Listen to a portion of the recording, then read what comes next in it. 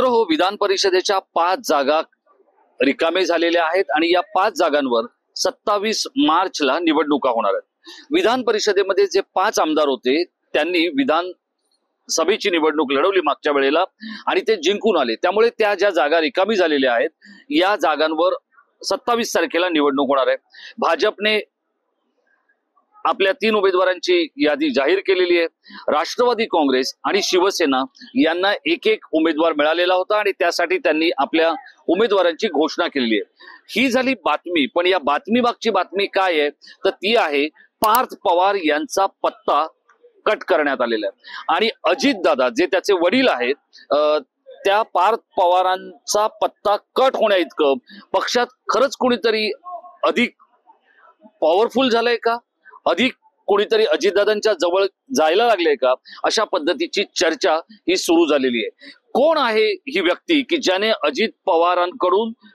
पार्थ पवारांचा पत्ता कट करून घेतला, तेच मी आपल्याला संक्षिप्त स्वरूपात सांगण्याचा प्रयत्न करणार आहे। नमस्कार मित्रांनो, मी राजेश कोचरेकर आणि आपण पाहताय आपलं आवडतं न्यूज पोर्टल टाइम महाराष्ट्र।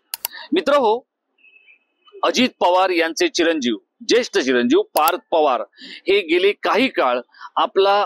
राजकीय पदार्पणाचा कार्यक्रम करू पाहत आहेत। त्यांनी याआधी लोकसभेची निवडणूक लढवली, तिथे त्यांचा पराभव झाला आणि लोकसभेच्या निवडणुकीमध्ये त्यांचा पराभव झाल्यानंतर गेले काही काळ राजकीय दृष्ट्या किंवा सामाजिक दृष्ट्याही पार्थ पवार काहीसे विस्कटलेले होते, अशा पद्धतीची चर्चा ही राष्ट्रवादीच्या वर्तुळात ऐकायला येत होती आणि त्यामुळे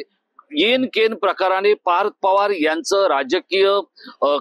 जे पदार्पण आहे ते अगदी नीट मार्गी लागावं यासाठी अजित पवार आणि सुनेत्रा पवार हे त्यांचे आई वडील प्रयत्न करतायत। आता या आधी ज्या वेळेला सुनेत्रा पवार यांचा बारामतीत पराभव झाला आणि त्यानंतर राज्यसभेवर जाण्याची वेळ आली, त्यावेळेला राज्यसभेवर पार्थ पवार यांची वर्णी लागेल असं काहीसं बोललं जात होतं, पण ते न होता सुनेत्रा पवार यांची वर्णी तिथे लागली आणि तेव्हापासून पार्थ पवार हे प्रतीक्षेत होते। आता अजित पवार यांच्या राष्ट्रवादी काँग्रेसला जे यश मिळालेलं आहे महायुतीत गेल्यानंतर, त्या यशाला त्यांचं जे काही पॉलिटिकल कॅम्पेन होतं किंवा जे राजकीय लोकांपर्यंत संपर्क आणि जे एकूणच त्यांचं प्रसार आणि प्रचार पोचणं होतं, यासाठी अजित पवार यांच्या बाबतीत किंवा त्यांचा एकूणच मीडियाचा जो काही सेल आहे किंवा प्रसार माध्यमांमधला त्यांचा जो काही स्नेह आहे याच्यावर अत्यंत लक्षणीय पद्धतीने काम करण्याचा प्रयत्न जर कोणी केला असेल तर त्या तरुण नेत्याचं नाव आहे पार्थ अजित पवार। आणि या पार्थ अजित पवार यांच्या नावाची चर्चा होण्याआधी खरं तर चर्चा राष्ट्रवादीमध्ये सुरू झाली होती, ती अनिकेत तटकरे यांची। सुनील तटकरे यांचे चिरंजीव असलेले अनिकेत तटकरे हे सुद्धा प्रतीक्षेत आहेत, पण अनिकेत तटकरे यांची बहीण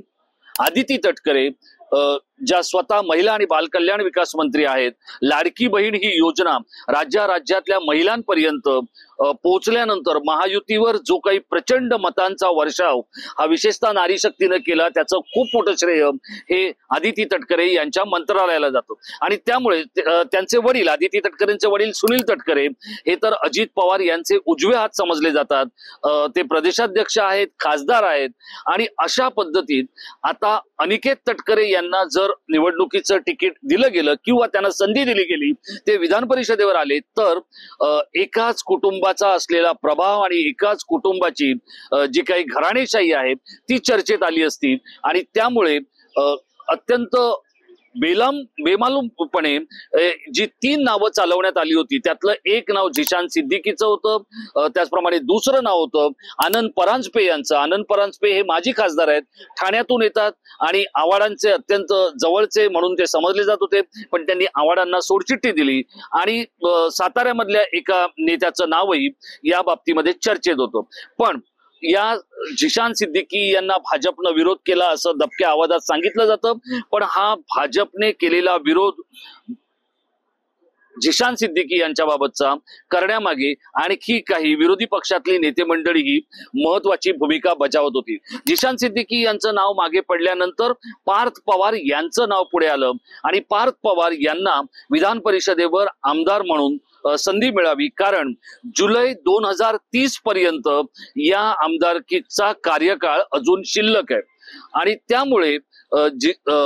पार्थ पवार यांना विधान परिषदेवर संधी मिळाली तर पुढची किमान 4.5-5 वर्ष ही पार्थ पवार यांना काम करता येईल अशा स्वरूपाची एक रणनीती पक्षात चर्चिली जात होती। पण त्यालाही मागे पाडत पार्थ पवार यांच्याबद्दल त्यांचे वडील स्वतःच असं सांगतात की जे काही गुलाबी कॅम्पेन होतं, त्याचप्रमाणे प्रसार माध्यमांमधला पक्षाचा जो काही प्रेझेन्स होता याच्यावर अगदी व्यवस्थितरित्या काम करण्याचा प्रयत्न हा पार्थ पवार यांनी केलेला होता। आणि या पार्थ पवारांच्या बाबतीत जे काही घडलं, त्यांचा पत्ता कोणी कट केला, हे जर आपल्याला अगदी थेट पवारांच्या घरातून जर कोणी समजावून सांगणार असेल तर त्या नेत्याला आपण ऐकलं पाहिजे। बघूया आपण रोहित पवार नेमकं काय सांगतात। तटकरे परिवाराला द्यावं असं अजितदादांना वाटलं नसावं, त्याच्याबरोबर पार्थला द्यावं असं वाटलं नसावं, कारण का या पुऱ्या इलेक्शनच्या प्रक्रियेमध्ये विधानसभेच्या त्याच्यामध्ये तुम्ही जर बघितलं गुलाबी रंग, की एजन्सी आणणं, त्याच्याबरोबर बरंच काय, याचं जर खरं काम कुणी केलं असेल तर ते पार्थने केलं होतं। ठीक आहे, तो पुढे येत नसला तरी कदाचित मग त्याला जर पद दिलं असतं तर इलेक्शनच्या काळामध्ये पडद्याआड, दादाच म्हणले होते पडद्याआड त्यांनी काम केलं होतं, तर कुठेतरी एक त्याला मला असं वाटतं की रेकग्निशन मिळालं असतं। ठीक आहे, दादांचा तो निर्णय, तटकरेंना तिथं दुर्लक्षित केलं गेलं, स्वतःच्या घरामध्ये पार्थला दुर्लक्षित केलं गेलं आणि बरेच काही असे आमदार होते की ज्यांना लढायचं नव्हतं पण ते लढले दादांसाठी,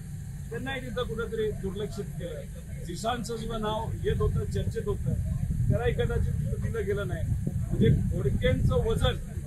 आता तटकरेंपेक्षा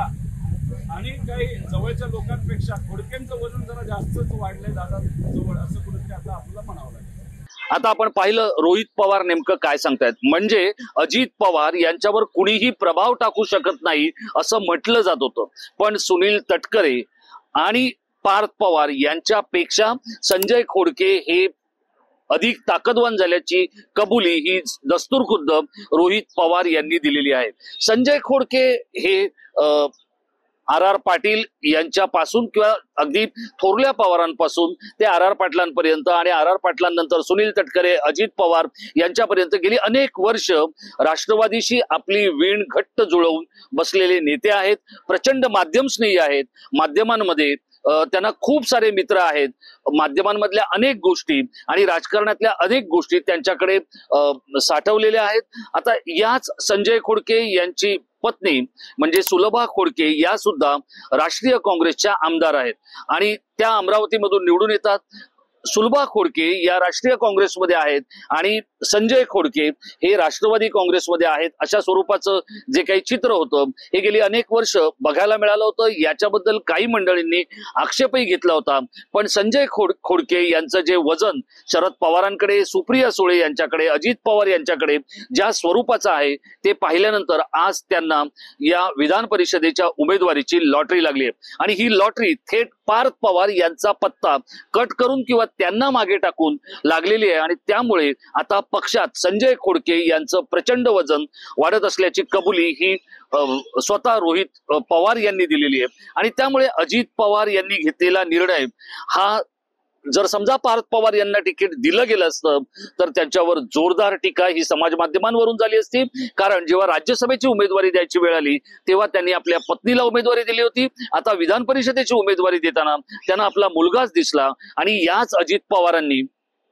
जी काही टीका केली होती शरद पवारांवर, विशेषतः पक्ष सोडून जेव्हा ते महायुतीमध्ये सहभागी झाले त्यावेळेला त्यांनी सुप्रिया सुळेंना कसं महत्व दिलं जातं आणि स्वतःच्या रक्ताच्या नात्याला शरद पवार हे कसे जपतात याबद्दलचं वक्तव्य केलेलं होतं आणि आता त्यांना त्याच टीकेला सामोरं जावं लागलं असतं, हाही एक निष्कर्ष त्यातून काढला जातोय। पण काही जरी असलं तरी संजय खोडके यांनी खूप मोठं लॉबिंग करत म्हणा किंवा अजित पवारांना आपल्या बाजूने वळवत पार्थ पवार यांचा पत्ता कट केलेला आहे। त्यामुळे आता पुढच्या संधीपर्यंत पार्थ पवार यांना काम करावं लागणार आहे, प्रतीक्षा करावी लागणार आहे आणि सुनील तटकरे यांच्यासाठी आता मात्र किंवा अनिकेत तटकरे यांना मुख्य धारेत आणण्यासाठी काही काळ प्रतीक्षा करावी लागणार आहे। एकूणच काय तर राष्ट्रवादी काँग्रेसमध्ये एक गोष्ट आता स्पष्ट झालेली आहे की तिथे जी अजित पवारांना अभिप्रेत असलेली लोकशाही ही सुरू झालेली आहे, पण त्या लोकशाहीचा फटका हा सुद्धा अजित पवारांनाच बसलाय, किंबहुना त्यांच्या थोरल्या लेकाला म्हणजेच पार्थ पवारांना बसलेला आहे। आता पार्थ पवार हा त्यांना विधान परिषदेच्या उमेदवारीने दिलेला चकवा किंवा हुलकावणी किती खिलाडू वृत्तीने घेतात यावरच त्यांचं पुढचं राजकीय जे काही वाटचाल आहे किंवा जे काही त्यांचं मार्गगमन आहे हे सुरू राहणार आहे। पण तोपर्यंत पक्षात जे जवळपास 80 ते 81 इच्छुक होते त्यांची समजूत काढणं हा सुद्धा अजित पवारांसाठी एक वेगळा खेळ ठरणार आहे आणि त्यामुळेच आता पार्थ पवार येणाऱ्या काळामध्ये कशा पद्धतीत रिॲक्ट होतात, आपलं काम नेमकं कसं पुढे नेतात याकडेही आपल्याला लक्ष द्यावं लागणार आहे। मित्रांनो, आपल्याला काय वाटतं, अजित पवार किंवा सुनील तटकरे यांच्यापेक्षा संजय खोडके हे पॉवरफुल असल्याचा रोहित पवार यांची जी माहिती आहे हे तुम्हाला पटते का? संजय खोडके यांच्यासारख्या अजितदादांची किंवा थोरल्या पवारांची निष्ठावान असलेल्या नेत्याला जी विधान परिषदेवर संधी मिळाली, आपल्याला नेमकं काय वाटतंय? आपण आमच्या इनबॉक्स मध्ये व्यक्त व्हा आणि असेच काही महाराष्ट्राच्या राजकारणातले आतले जे काही संदर्भ आहेत, आतल्या बातम्या आहेत त्या समजून घेण्यासाठी आपण टाइम महाराष्ट्राला सबस्क्राईब करा। पुढचा व्हिडिओ येईपर्यंत स्वतःची काळजी घ्या। धन्यवाद।